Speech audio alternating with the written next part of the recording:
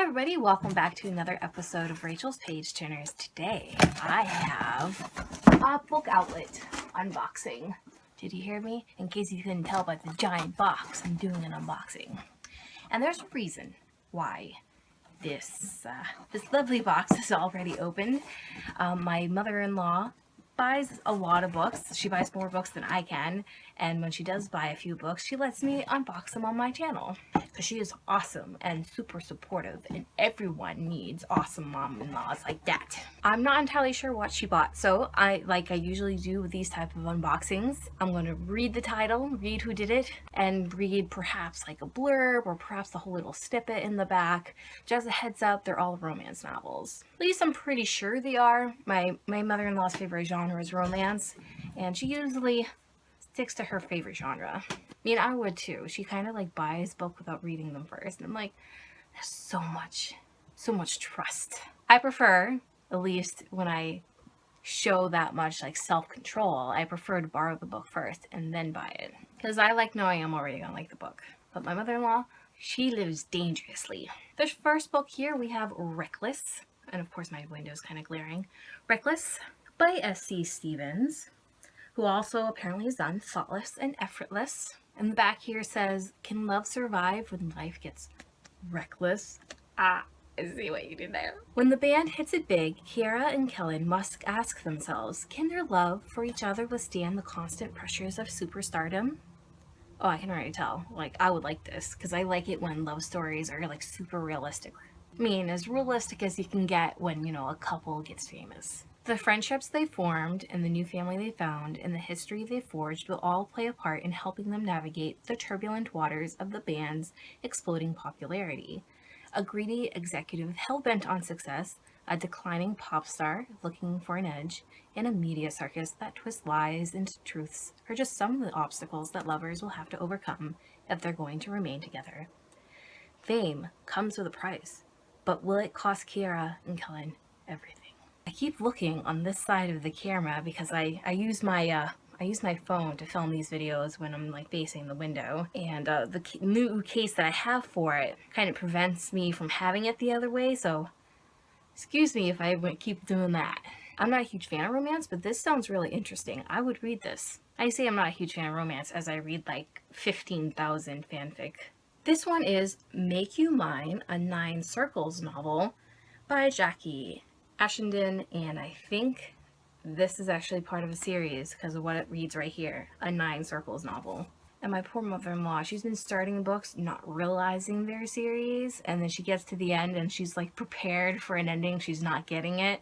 More things bringing out, and I would too. Saddest story is she picked up a second book not realizing it's a second book, and she didn't read the first book, so she didn't realize that until she was halfway through the story. I would have lost my damn mind. The back says, in the 9 Circles Club, one lucky man gets more than his share of money, power, and women until he meets a beautiful opponent who plays in the name of love. Okay, there's a lot of writing in the back, so I'm just paraphrasing.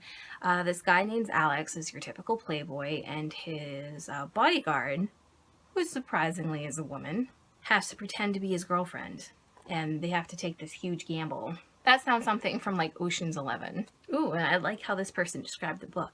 Scintillating, heart-pounding, and sinfully sexy. Alright, this one's already kind of making me chuckle. It's like, warning. Hot. Darker Than Desire by Shiloh Walker. A Secrets and Shadows novel. This sounds like this sounds like another series. And I like series, but this is the running joke that she and I have. We both like series, but we both feel like all you see is series nowadays. Like once in a while, I want to be just a standalone. I just want to get through a story and that's it. But it seems like both her and I are having issues finding that. So this also has a ton of writing in the back, so I'm going to attempt to paraphrase. So a guy leaves home and he has to come back home because of a family tragedy, excuse me, which I can only assume is a death. And he like meets up with an old girlfriend, and the old girlfriend is totally still into him, but he has some issues with his past, so it's definitely like, will love conquer all type novels. Next one in this box is Breathe Into Me by Sarah Fox. And this is, it looks like a new adult type novel. Yeah, it's definitely at least new adult, because it's filled with angst and passion of young love. How did my life get so broken is the question Lacey St. James asks herself every day, stuck raising her little brother in a trailer park while she works a dead-end job at a grocery store, and she has a stalker ex-boyfriend and a bad reputation and no way out. And then she meets Everett Ward, who apparently is awesome and fantastic, but she doesn't feel like she deserves him. And of course, it turns out that he's, not everything as he seems. If it's too good, it usually is, and she wants him, but she has to learn how to trust him. So much drama. Next book in this box, we have You Are Mine by Abby Glines. So this is a young adult novel. A guy named Tripp was from a very rich, privileged family, and he felt like suffocated by that, so he wants to leave. His plans are at the end of the summer to go on his bike and never look back. And that was, of course, before he met Beth. They have this summer fling. He's totally into her, but he doesn't want to change his plans, so he leaves. He comes back years later, and he finds that he is too late. His cousin has already snagged her. So I spoke too soon. This isn't young adult. I thought it was going to be because the first word was, hey, 16-year-old girl. So this sounds like something that if you're into love triangles, this is something you might enjoy. I'm not a huge fan of love triangles. Ooh, this is pretty. This is really pretty. I love hardcover books. This is The Bourbon Kings by J.R. Ward. And of course, there's nothing in the back, just quotes saying how awesome it is, and I hate that. I mean, I like knowing what other people think of the book, but don't fill the back with quotes. Ooh, I know why they do that.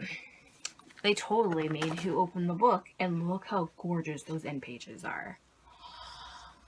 Okay, this seems to be like a modern day type Romeo and Juliet story. Lizzie King, who is a head gardener for this very rich family, falls in love with Tulane, the prodigal son of the Bourbon dynasty.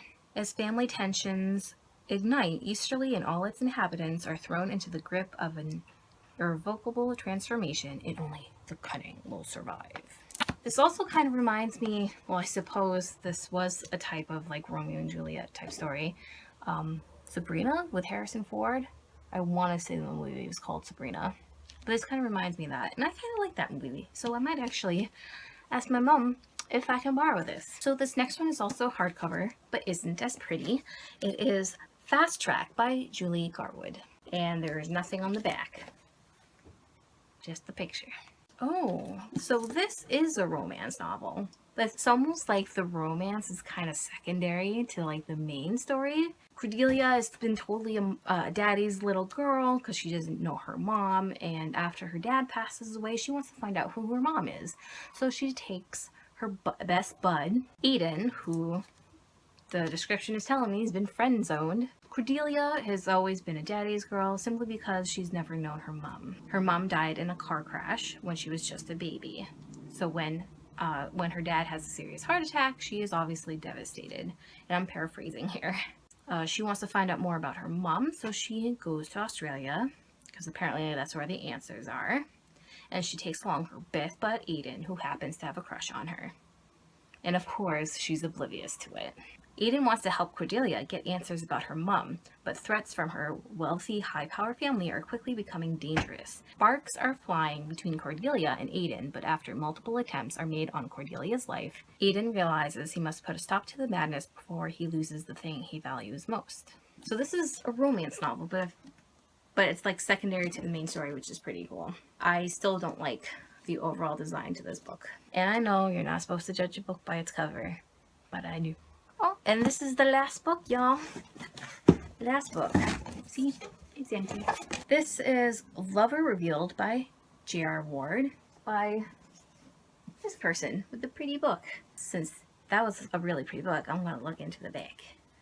And ooh, pretty end pages. Not as pretty as the other book, but still pretty. Ha! Pretty. In the back, just a picture of the author and a bunch of quotes. Oh, I'm probably going to have to warn my mom. This looks like it's going to be part of a series because there's someone in here, another quote. Because it's not like she didn't have enough. It says, I can't wait for the next one. Oh, it's a romance fantasy. Story sounds a little ridiculous, but kind of cool in its own right. Butch O'Neill is a fighter by nature, a hard-living ex-homicide cop. He's the only human ever to be allowed in the inner circle of the Black Dagger Brotherhood, and he wants to go even deeper into the vampire world. He's got nothing to lose. His heart belongs to a female vampire. An aristocratic beauty who's way out of his league. If he can't have Marissa, then at least he can fight side by side with the brothers. So this sounds kind of cool. This guy kind of reminds me of Jorah Mormont from Game of Thrones. I'm finally catching up on season 6, and I don't want to give too much away, but Jorah pretty much goes, yeah, if I can't come back, I'm just going to fight to the death. So that is everything in this box. Some of these sound pretty cool, some of these not so much. It doesn't sound like my cup of tea, but it doesn't really matter what I think. These are my mom's books, and I hope she enjoys them. I am still really amused by the warning label on this, not gonna lie. So did any of these sound interesting to you? Please feel free to talk about which ones you found intriguing down in the comments below. And as always, I hope you guys enjoyed this video, and I hope to see you guys in the next one. Bye guys!